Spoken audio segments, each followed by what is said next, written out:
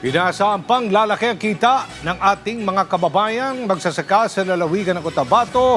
Ito'y dahil hindi na lang pagtatanim ang kanilang kabuhayan, kundi maging aquaculture na naging posible dahil sa pagtutulungan ng DIAT ng DSWD. Silipin natin yan sa sentro ng balita ni Christopher Hinayo ng PIA Soksar dyan.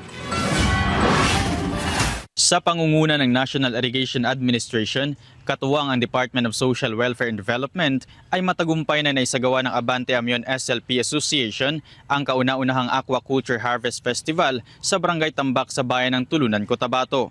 Daang-daang kilo ng hito ang naani ng grupo sa isang fish pan pa lamang mula sa proyekto na pinondohan ng higit 400,000 piso ng Sustainable Livelihood Program ng DSWD. Ayon kay Norhamsar Musa ng NIA Region 12, layunin ng inisyatiba na magbigay karagdagang kita sa mga magsasaka sa lalawigan habang patuloy na pinalalakas ang kanilang asosasyon. As vision ng NIA is para supportahan sila for other income.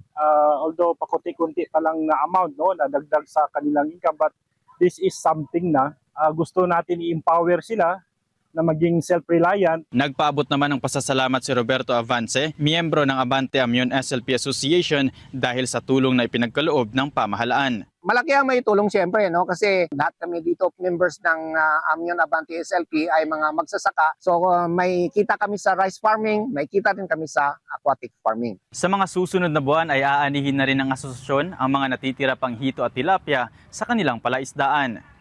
Mula rito sa probinsya ng Cotabato, para sa Integrated State Media, Chris Verhinayo ng Philippine Information Agency, Soksar dyan.